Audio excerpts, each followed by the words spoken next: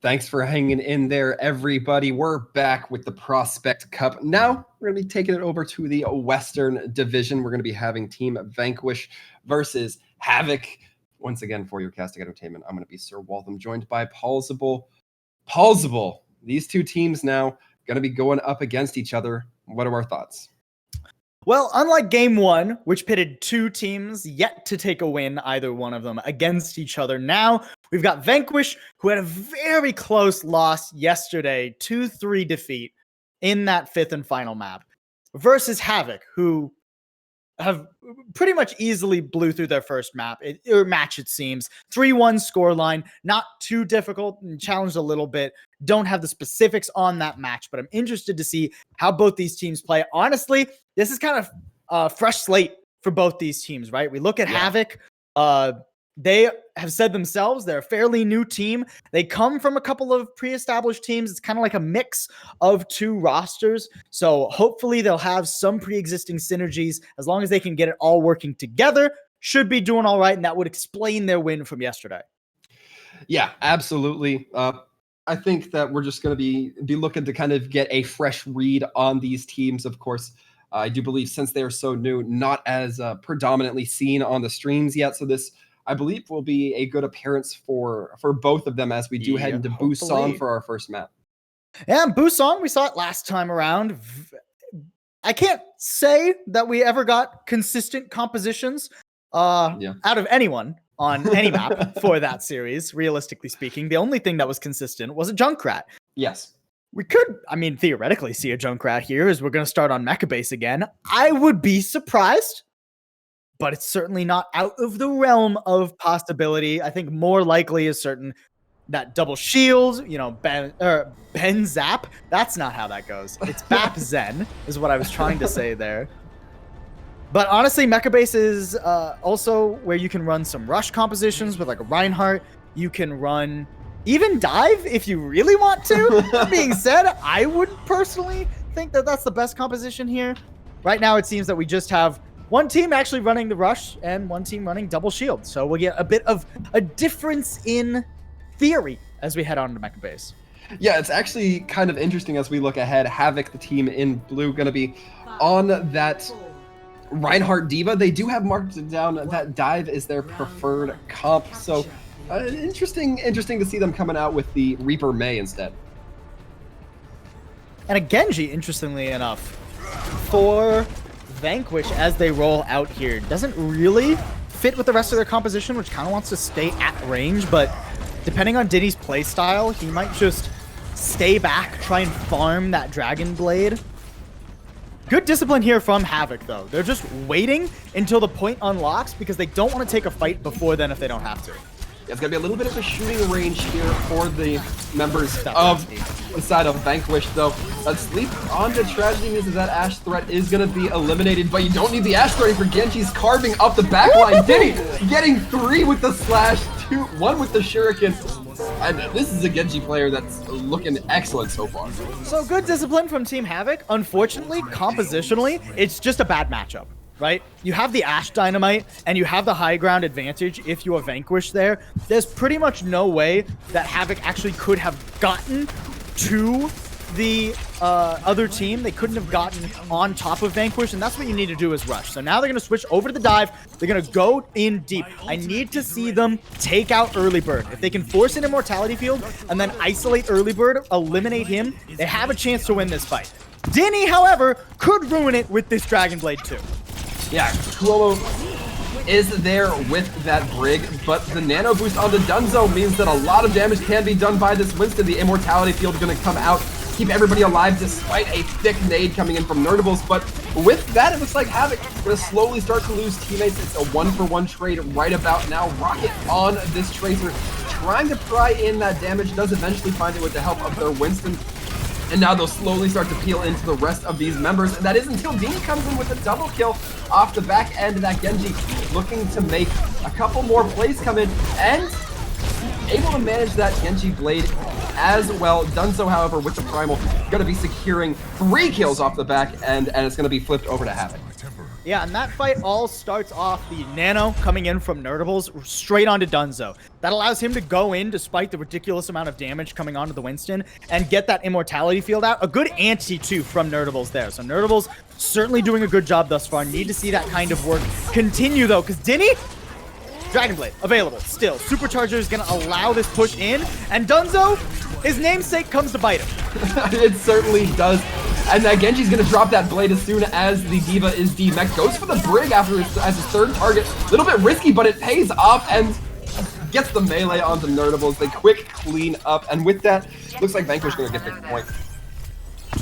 My ultimate is charged. Yep, Dragon Blade, easy cut and dry there for Dinny. There wasn't really much to stop that from the composition that Havoc are running right now. I mean, you can look and say maybe Kumo gets a bash and a whip shot, but even then it's a little bit far-fetched. And he's actually going to swap onto the Tracer now, so looking to pressure out, maybe take the duel with Rocket a bit more. Self-destruct goes in, goes past the shields though.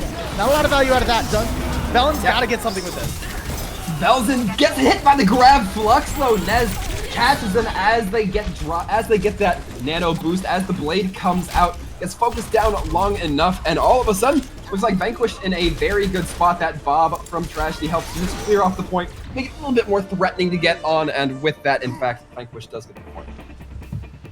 Yeah, Vanquish play that really well. They never give up their high ground advantage to go down onto the objective hastily, right?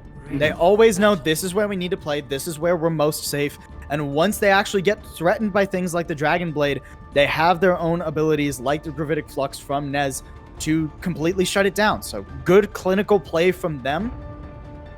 And that's the reason they walk away with that first point. Now we're going to go on to downtown though. This is a much better map for dive especially.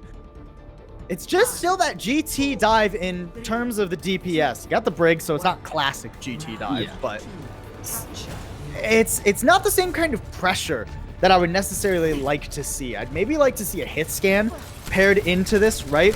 So that before you dive in, you have something else that Vanquish has to worry about. Instead, it's just going to be full charge in. Dinny is going to have to pull double duty against both those flanking DPS, but right now he's not struggling to do so. Yeah, certainly going to be trying to get it in, focusing down on the tanks just a little bit. Going to be using that rewind, and that puts them right in the line of sight of the supports. Dinny pulling a lot of focus from the rest of the team for the side of Havoc, and with that, that absolutely opens it up for Vanquish. They get that first point capture, and Dinny even manages to pull a couple kills out of it. Big antis coming through for Nerdables, or from Nerdables, but it's not really going to matter too much as the kills continuing to trade just a little bit back and forth. Vanquish still hold points, and the longer this fight goes, the better it is for them either way. And it looks like they're a little bit numbers down, a lot more point presence, but Bob's going to help level out the field a bit as he comes in and starts throwing in that damage. Yeah, just a disengage here. Don't need to run into the Bob until it expires. Rally's going to come out now, start stacking up, but you haven't actually stacked Rally on your tanks here. There's no armor for them. Dunzo can't even get his primal on. Yeah, it's going to be an expensive loss in Dunzo, but it looks like Rock is going to try to avenge just a little bit. Still, no point flip has come through for Havoc, and the grab flux, it locks it down even further. Como means that losing Como means that there's no Brig, but Velzen's going to equal it out as well, taking down the opposing Brig and early bird. Velzen saves them there with the Dragon Blade. Havoc, without that fight was starting to get to the territory of we've gone so long without a reset, we don't know where our advantages lie. But they get ultimates out of Vanquish, and just at the right time, Velzen will pull that Dragon Blade out and save them. Now coming back into this, Vanquish gonna be rocking only their support ults. It's not gonna stop a self-destruct. Immortality Field will, but now how do you re-engage? It's gonna be tough here. A big anti-nade coming in from Nerdables is gonna limit a lot of healing, but it looks like it's gonna be a little bit of reservance from Vanquish. They're gonna hold back just a bit. As soon as that anti-nade wears off, they're gonna clash head first. Dinny throwing in the pulse mine lands onto Velzen. That Genji not gonna be able to build up that nano blade charge as fast, and Como now getting focused down by this Tracer in Dinny. You love to see it if you're that Tracer player, burning down one of perhaps your biggest threat. But the nano boost going on to Dunzo builds up a lot of time and stall. They also have that primal online should things go belly up. although it looks like Havoc are in a pretty good spot here as soon as they clean up that Ashe with Tragedy. Walton, these fights are all over the place. Yeah. Man. Back and forth, up and down. We're going around the globe, and we haven't even left Busan yet. Rally nearly gave Vanquish enough to get back into that fight, but then they run out of steam once they get to the objective, despite some picks from Zinni. Pulse Bomb going out now, but a rally of their own now for Team Havoc. I was gonna say they should win, but Nerdables is gone. Nerdables is gone, and there's a Bob on the field. Tragedy getting a lot of benefit with that dynamite. Dunzo getting burned down so incredibly quick, perhaps a little too tunnel visioned on that Sigma, and with that, it's a quick flip for Vanquish. This is starting to approach Chengdu levels of chaos here. Vanquish, or Havoc rather, plays so aggressively with that rally. It hadn't finished stacking armor yet. They could have peeled back and just waited. This is the first, like, reliable rally I have seen out of either of these brigs. It's just gonna keep Havoc at bay, and once that armor wears off, you can finally go in with this Dragon Blade. But this Dragon Blade decides whether or not you can actually extend this map, Havoc. If Velzin doesn't find value, that's it. We'll certainly have to find. My Big Mark's going to be opening things up quite a bit as the Nano Blade going to be coming in. Velzin dives for the Ashe. Almost finds a Tragedy. Tragedy barely walks away. Almost didn't get knocked out by that swing.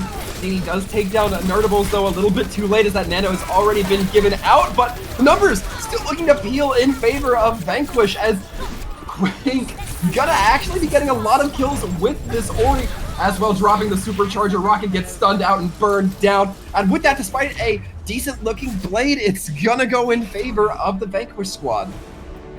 Team 2 being vanquished. Yes. That is how those work out. And credit, honestly, to Early Bird, because I feel like Early Bird was the only one I could pin down and say, yes, this is consistent play. This is what we need. Zinni gets the flashy play of the game with the Dragon Blade, but I mean, this was the easiest fight of the entire round. The rest of them were the ridiculous ones. And because of that rally, Early Bird pulls out at the beginning of that final fight. Yeah.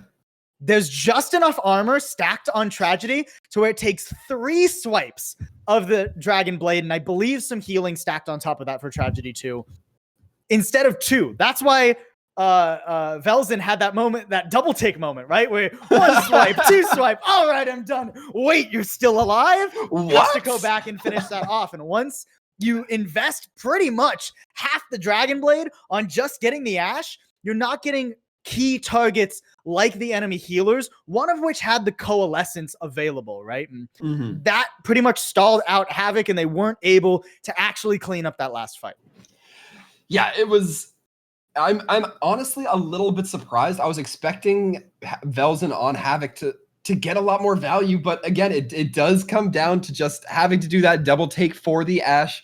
The supports having them kind of in the pocket. I guess the supports being in their pocket. I don't know how the pocket dynamic works for supports as much as I should. But either way, I do have to give credit. Early Bird so far looking very reliable. And if there's one thing you want in your supports, it's that reliability. Yeah, and I think for Havoc, I think they just need like take a breather. Slow it down just a little bit. We're going to move on from Control, which is the most chaotic game type that we have, right? So as we move into Hybrid, it will be Havoc's pick. It seems like they have selected Hollywood. So Dive definitely going to be good on this map if they want to keep running that, which based on how map 1 went, probably will. I'd like to see them try the double shield mirror. Not sure if they are proficient in it, what their flexibility is in terms of their tank line, their DPS line, etc. But when we come onto this map, it seems like they're going to be defending first, right? Yeah. So Dive defense is very explosive in general, but especially on Hollywood. Once you get to second point, it becomes much better because you can sit on top of the saloon and the saloon and such, and toggle yourselves off of the high ground at whim.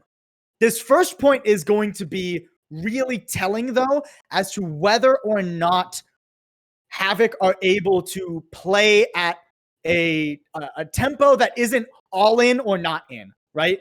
Can they juggle this out? Can they look for stalls and look for resources out of the enemy team before they decide to engage? That will determine how well their defense actually goes. Yeah, I certainly have to agree. And, you know, there's always a small part of me that says, oh, we're going to Hollywood. I kind of hope we see the Torb Cafe strategy. I mean, if you're looking at a team that's going to consistently run dive or at least leaned on dive in the first round, Torb's not a bad anti-dive pick. I'm just calling it out. But, I mean, they're going to be starting on defense, so... And it seems like double shield, too. Yeah. So we're not going to have to worry about the dive. I like this. I prefer this to the dive defense, especially on point A. It's much more consistent just in general, but also with the way they're running it, they're actually going to have the Mei on this defense. So it's going to be pretty difficult to actually get on to the objective here for Vanquish. And once they do, Velzen is going to become a monster, right? And it's kind of a tricky situation for Vanquish, because if they don't push in, Rocket picks them to pieces. If they do push in, Velzen walls them off and slows them down. In theory, we'll have to see if Havoc can actually execute on that.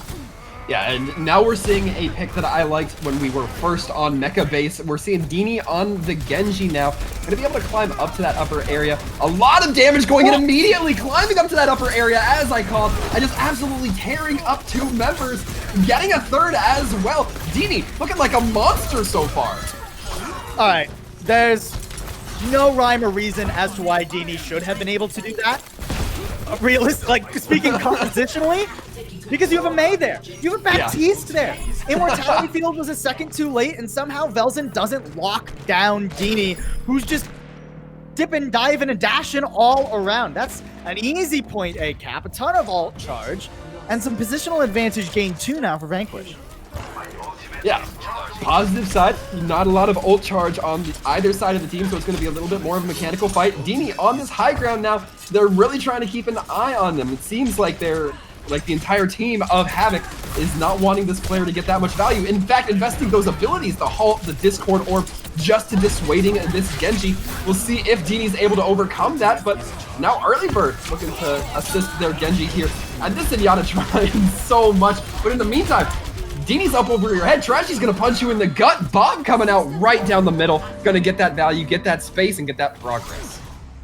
And for Havoc there, you were talking about how much was going into Dini. The fact that they don't connect onto an elimination ever because of it means that they've just used a ton of resources to stall out an enemy DPS, right? And that means the other 5 players of Vanquish were just having a field day. They didn't have to deal with nearly as much. They could just slow walk this toward the end of the second point, and now Dini's got a nasty blade. Oh no, Dini coming in and getting 3 off the swing, I believe. The kill feed's lighting up so fast I can't even read it. And what else did we expect from Dini's Genji? Holy moly. Holy moly. Vanquish are looking pretty indomitable right now, and these forward spawns are killer for Havoc. Look at Dini right now, man. He's in there, Immortality Field, he doesn't care, he's getting pocketed. He's just playing with impunity right now. Yeah, this is a little bit like a playground for Dini. They have the Discord Orb on them. But the Blizzard comes out from behind. That might be enough for Velzen to help shift the momentum of this, but it looks like instead of shifting momentum... Oh, I spoke too soon, actually. The Grab Flux coming in, my big mark, taking down Nez. And this looks like the defense might be able to regain their composure here, but not if Dini has anything to say about it. The Genji blade already back up. We're not even going to need it this fight. Yeah, the Blizzard only catches 1 there, and an Immortality Field keeps Nez alive long enough to where the rest of his team can get momentum and reestablish point presence with things like the Bob, right? So then the res can come out, you're fighting with full 6. Now you can just lay down all your ultimates and finish them out. Yeah, they have to pop the Transcendence just to keep them alive rather than the cart stall. But that might be a little bit crucial here, and now it's not there for the grab. Flux gets thrown into the ground. Dini cleans up off the back end of it. The Doomfist has to come out here from Velzen, but it's not going to be enough. It looks like there's just a Tracer trying to stall at point by Rocket. Yeah, and he's not going to be able to do so very long. Vanquish. Dang!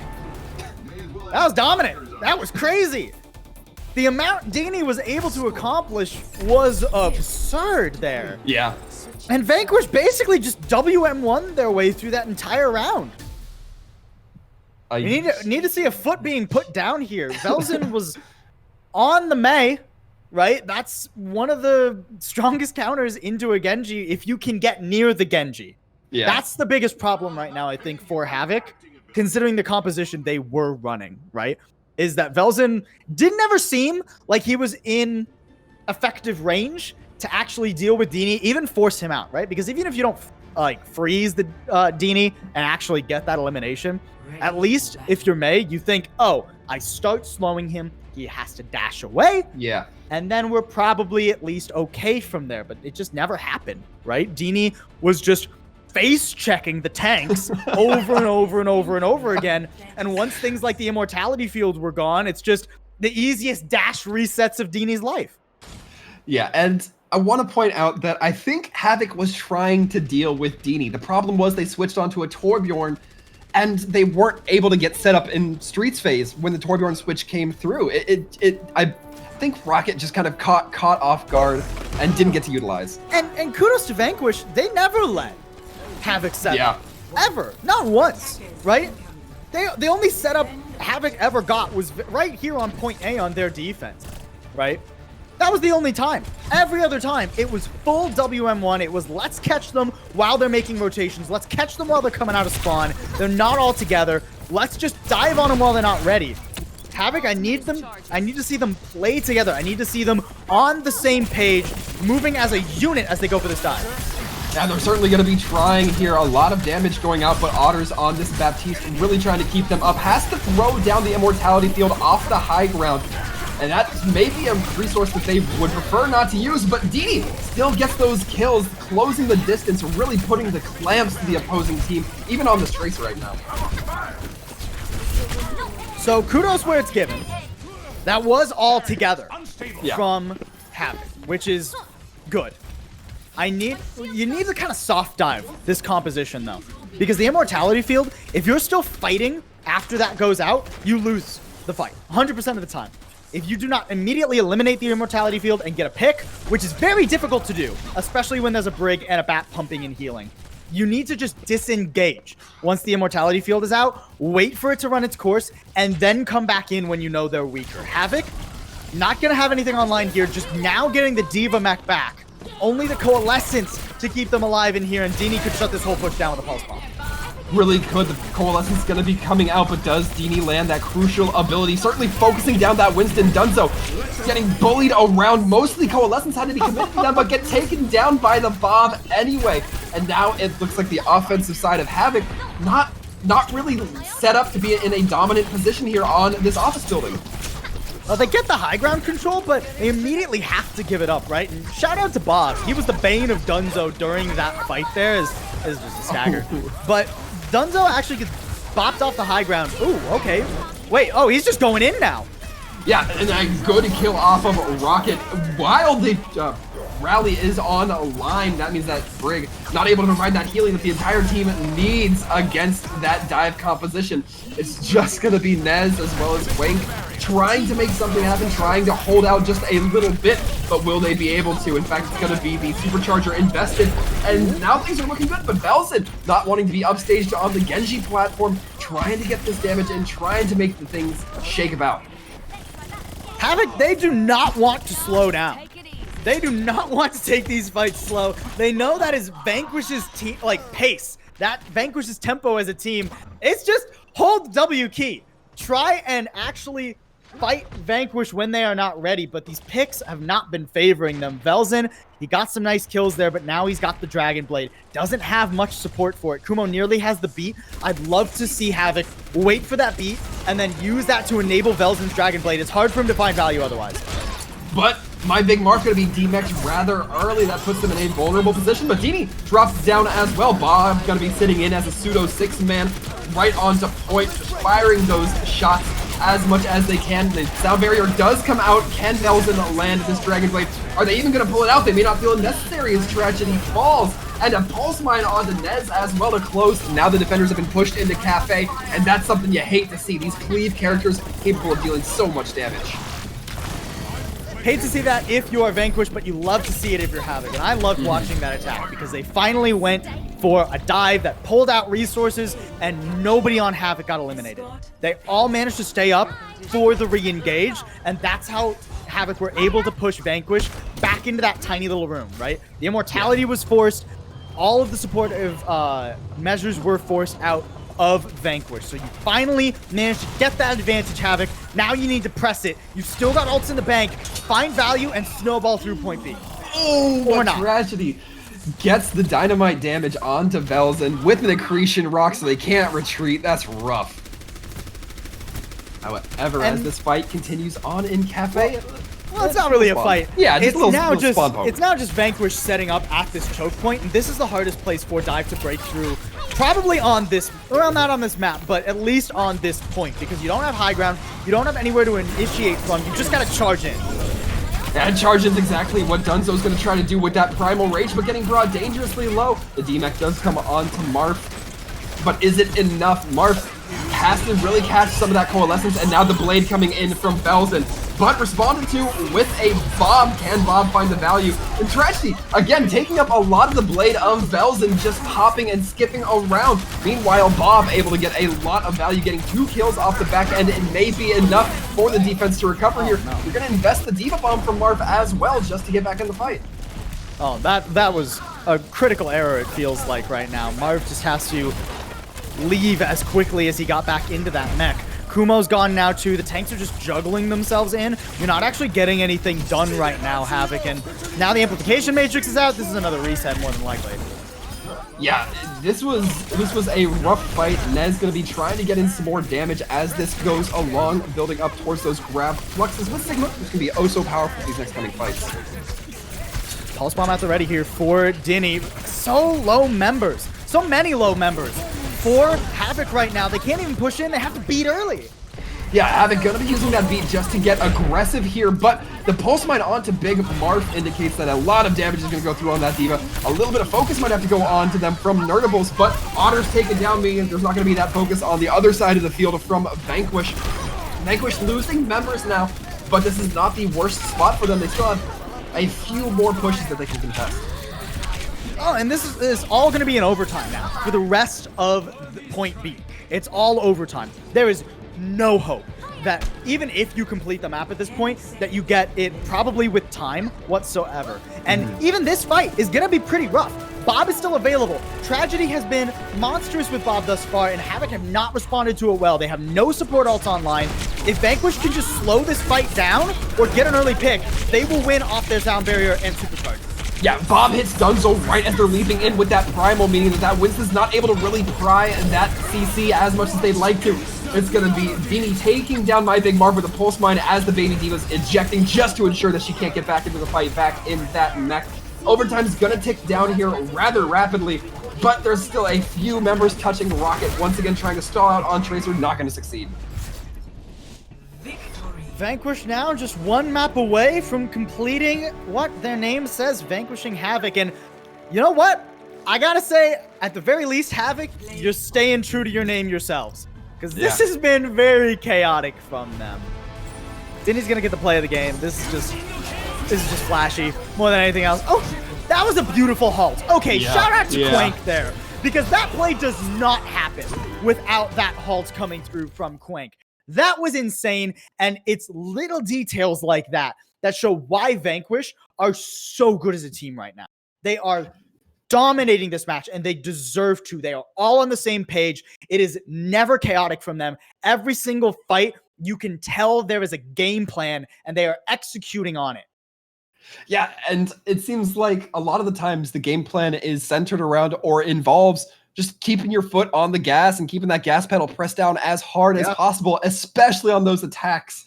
I love that kind of aggression coming out. Sure. And I love seeing the Genji that can be enabled by it.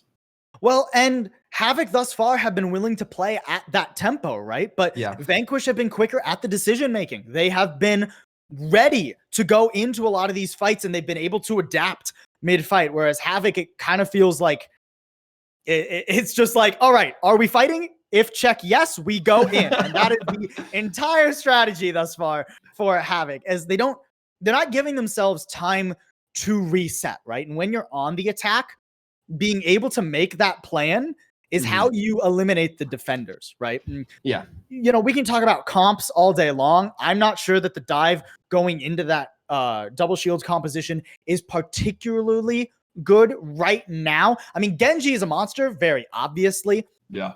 But it gets to this point where if your Genji isn't getting ridiculous picks like Dinny was, then you're kind of just waiting for Blade. Yeah. And whether or not you can force out the resources from the defending supports determines whether or not you are actually able to get the kind of value that Dinny was getting, right? 100% of the time on Vanquish's attack, when they were running the Genji, the support resources were negated or baited, right? Yeah. 100% of the time. Not so much the case from Havoc. So we go now to map 3. It looks like it's going to be watch point Gibraltar. So they're basically saying, we're going to make you play dive into dive here. A very ambitious pick from them. Yeah, I have to be frank here. I don't see why Havoc would opt into this. Is it like, unless they genuinely think they can win the dive v dive. Sure. But not winning the double shield against dive, it doesn't speak volumes. It's completely different dynamics, though, right? Double shield into dive versus dive into dive. Because in a dive versus dive match, you can play a little bit more chaotic, like Havoc have been inclined to do so, right? Because things get all over the map when it's dive versus dive if you're playing a fast, chaotic style, right? Yeah. You can confuse your enemy and look for these little openings. Double shield into dive is not the same thing at all. You are, whether you're, the double shield will stay clumped, they will stay together, and they will try and deter the dive on all fronts, right? Whereas the dive, there's several different ways you can approach that, right? Yeah.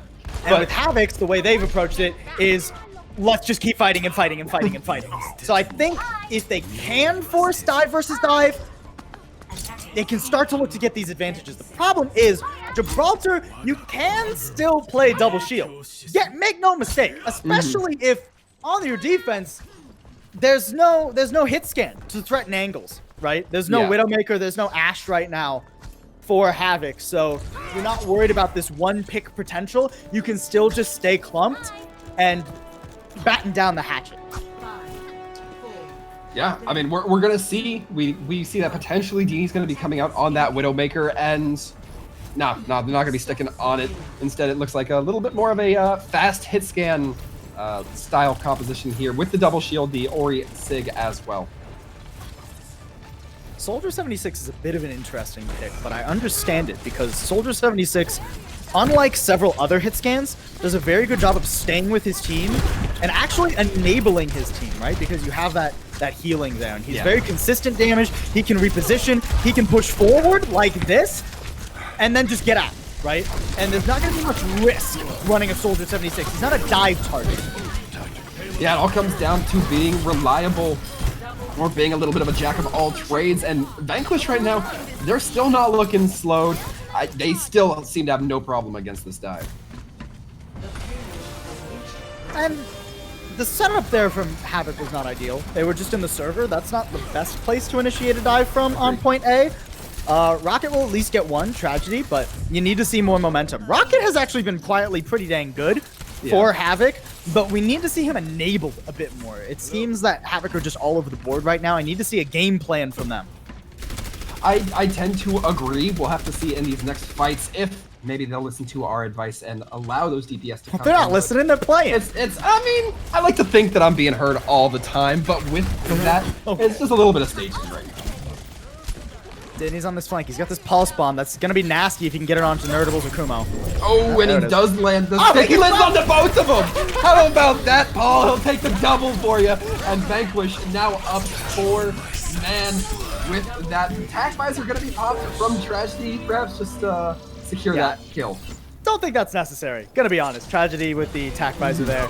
This is Havoc. They're just gonna go off the map more than likely. They know, yep, we got forward spawns. We know how this goes. Let's take a reset. 6 minutes in the time bank as we head into the third point of Gibraltar.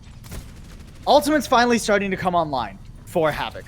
Graviton Surge. I almost said Gravitic Flux because I'm so used to saying it these days. Graviton Surge with a Pulse Bomb. The combo. We need to see that executed. But you can't die to this Amplification Matrix. And you can't die to the Gravitic Flux here either. Yeah, luckily the Accretion Halt combo not landing on anybody for the side of Havoc if you're a fan. But the duel, I guess quasi-duel coming through, no. Tragedy gonna be taking down Rocket. Early Bird does pop this rally, keep their team a little bit more alive. Velzen, though, does get the Nano Blade, but not able to find too much. I guess the Nano doesn't pull the Blade out, actually. Not able to find anything with that Nano. In fact, it's all going to be numbers. And the jump, Dunzo, I'm not sure if they got boosted by... I think he got booped a little bit there by Nez. I think Nez added some momentum to that one. Now the crowd is out, but there's not much going to be done with it. This is Vanquish all day long. Yeah, right now, Tragedy on this high ground is going to be setting up a shooting gallery using that tack visor, using cheats in a shooting gallery, my friend. Come on. What, really? But either way, they're going to be helping to secure that. He was going to get D-mech. And at this point, you're just trying to buy time off the clock if you're on the defense. You can't realistically deal with the BAP and Soldier on high ground, and they're not gonna. Yeah, that was all a stall game once we got to the end there. No ults nearly online. No real chance you can find a valuable pick. A ridiculous time bank from Vanquish. Yep. They look indomitable right now, and I'm harping on Havoc, but I gotta really just give it to Vanquish because it's more so Vanquish doing things right than Havoc doing things wrong right now, because Vanquish are seeing the tiniest little openings and blowing them widely out of proportion. Right? When you see that, I'm gonna go back to that pulse bomb on point B, right? Yeah. You could see Denny just completely aware. They don't know I'm here. It was discipline from him, right? That was tense too, yeah. I'm here. He was just waiting until he knew he could set up the pulse bomb in a way that it would stick. And that kind of acknowledgement that you have time to actually wait and make the play you know will get value, rather than just, oh, Brig here, go pulse, oh, I missed, right? Yeah.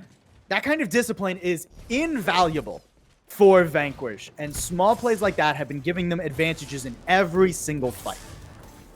It really has. This, when you talk about it like that, it kind of makes it seem like it comes down to an individual, like, not mechanical, but mental level, just a step above. Also, side note, I saw Early Bird dancing more than I saw them fighting that entire round. Look, you gotta make sure you're having fun. Yeah, if you're not having fun, why are you playing the game, right? It's video games. You know, you gotta be having some kind of fun, even if it's competitive, intense fun. And with this now, these teams gonna be trying to get the cart moving. Well, Havoc gonna be getting the cart moving through that car wash, as we used to call it. But early kills already coming through. Now the attackers suffering a loss in Velzen. They're gonna want that one back. But looks like they're even able to even out with Otters taken down. How the heck does Otters die to a Brig there? Did he go on the low ground? Well, now all of Vanquish is on the low ground. This is actually a really bad spot for them. Yeah, Havoc absolutely able to tear them up a little bit. But Tragedy coming in with that McCree, getting those kills. It should have been a bad spot for them. Well, I should say. Rocket was able to pick a lot of damage there into the back line. Yeah. But, I mean, at some point when it comes down to the double shield, it is pretty difficult to remove that when you can't actually get more members flanking around. And considering that they lost Velzen early, that was a lot of damage gone, and Early Bird was still more than enough to keep them healthy. However, no more high ground up here for Vanquish. They're going to be holding down below. Might put them in a little bit more vulnerable of a position against that Ashe. That Dynamite going to be fairly easier to land and directly on a level field.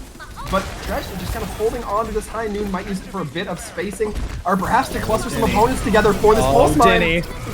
Oh, Immortality Field saves him. Yeah, only gets the Immort. Now we're hearing the strike back as we're going to see Havoc throw down an amplification matrix, but Normo not able to be saved. And honestly, if you're Denny there, you're more than happy that you forced out the Immortality Field there. Rocket will fire one back though. Havoc can still come back into this. They're being pressured though on the high ground. Nez is up here pretty much alone. Yeah, Nez kind of feeling a little bit abandoned, but they're going to get healed up and rewarded for their patience. But maybe not enough as this grab flux comes through, almost gets the accretion, but Velzen going to be cleaning up. Well, and giving up the high ground there from Vanquish was very detrimental. You mentioned it at the very start of that elongated fight, but with Velzen able to basically choose his angle of engagement and choose when he actually wants to be pressured or pressure, thus the enemy team, It's very difficult. Giving up blue box is not something a lot of teams are willing to do. We're going to come back into this with high ground of your own and a beautiful grab flux sets that up. Yeah, the grab flux coming in the high noon does get the kill onto Como. And now it looks like the side of Havoc taking a few losses. Even Bob, poor Bob's going to go down. He doesn't get to run away. Then he does build up enough ult charge for that pulse mine. We'll see if they can get a big land. There is no immort field, but also this fight's pretty much well and done as well. They may not invest it. Yeah, once Kumo was gone there, considering he had the rallies pretty much available, that was pretty much the fight washed. Now we're down beneath 1 minute.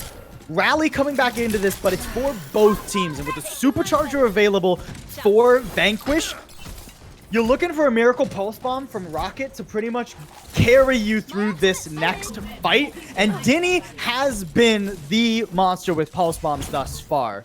So Rocket's going to have to start playing at Dinny's level, or even past it, if you want to even complete point A for Havoc. Yeah, and that McCree might have the opportunity to shut them down. We can see Rocket trying to find it. Doesn't quite get the kill, though. The immortality field is up. And with that, Dinny kind of sniffs out their counterpart in Rocket, chasing them just a little bit.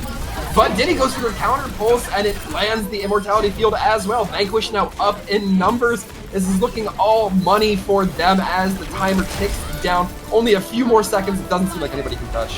I made the same mistake there. I got too excited about the Hulk pulse bomb, but it was the immortality field that kept Vanquish alive, and after that, it was just an abundance of resources for them.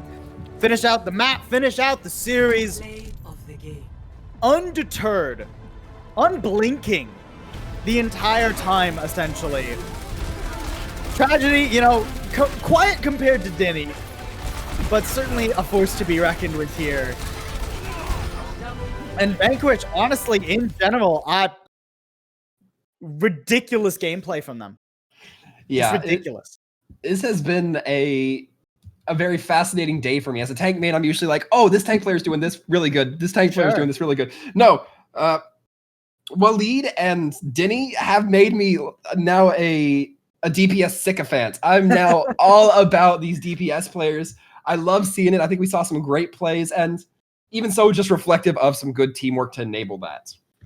Yeah, and you know, we kept saying Dinny, but yeah. Honestly, at the end of the day, if you don't have a good team behind you that enables you to do a lot of these things, Dinny doesn't find that kind of value, right? He was constantly set up by things like halts, by forcing out of enemy utility. There were a few times where he went in and the immortality field wasn't already gone because the rest of Vanquish had been applying so much pressure, right? There was only really that, 2 pulse bombs, I think, over the course of the entire map, over the course of the entire series, really, that stopped Dinny from getting the necessary value. And even if Dinny was stopped by the immortality field, that just meant that the rest of his team hadn't used their resources yet, so they could come in and wipe everything off the board, right? So excellent work from Vanquish. I'm excited to see them rocket through the rest of the Prospect Cup, honestly. Yesterday, you know, this is their first win on the board now. Yesterday, they had a rough loss. It was 3-2, though, so you have to imagine they were still putting up good performances like they were here today. Team to keep an eye on. Yeah, both these teams now going to be sitting at a comfortable 1v1, or I guess a 1-2-1 win-loss. Either way, 1 win, 1 loss for these teams. But man, Vanquish absolutely taking it here. It looks so clean. But yeah, clean and clinical. Yeah, with that, I know that I certainly need a breath of oxygen after some of those DPS matches, folks. So again, for all of us here at the Prospect Cup, thank you guys for tuning in and watching these two teams go at it. If you also caught our earlier match, thank you for that as well. For your casting entertainment, I have been Sir Waltham, joined by Paul Zabel, and we will catch you guys next time for the next set of matches.